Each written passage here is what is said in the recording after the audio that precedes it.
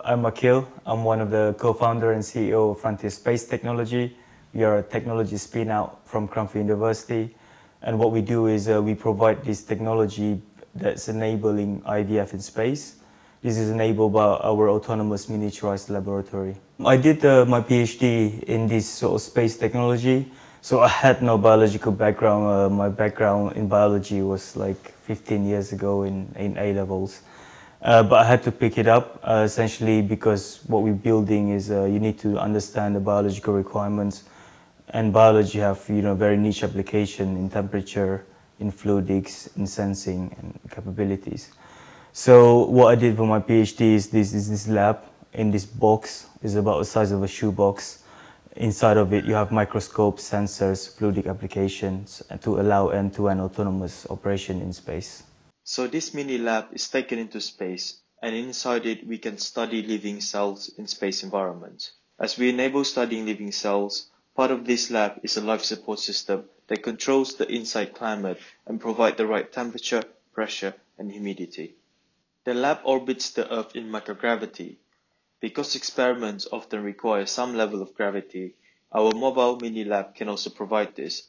Therefore, cell can be placed inside a rotating disc. This enables studying the effect of partial gravity on cell development. This is exactly what we do for the spaceborne missions. We design and manufacture such a lab in which reproductive cell can develop into embryos and grow for several days. We're very excited to start working spaceborne. I mean, one of the first companies that really trying to answer this question, enabling us to have reproduction in space. And it's not easy. I mean, there are a lot of people thinking about it, but trying to put that in practical application is never easy. You need to make sure you meet the regulatory approval. You need to make sure the cells, the embryo and sperm survive. You need to make sure that it replicates a lot of things that you find on Earth applications. So we're trying to figure out as we go along, but yeah, we're very excited. One of the biggest challenges of trying to do all of these things is if you look at any rockets, only 2.5% of it is valuable payload. A lot of it, the rest are just basically gas and propellant. And what the challenge is really trying to make that small, trying to make that compact, autonomous. You don't want to have astronauts running around trying to put embryos in microfluidic devices. So the challenge is really trying to miniaturize those. And microfluidic application is one of the keys of technology enablers that allow us to do this. And packaging that with the sensors such as optic or microscope and any other environment sensors is key.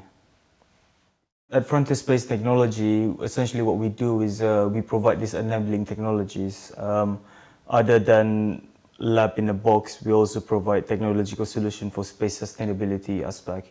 So we can do sort of deorbiting modeling, design consultation, helping you to get regulatory approval to go for launch. But our key sort of market is really looking at these biotech applications, because we understand that when you take gravity out of the equation, things really change. I mean, we never use gravity such as electrical forces or magnetic forces to the scale that we should really be using it. And now, because space infrastructure is being built, this is the right time to really get into this kind of area.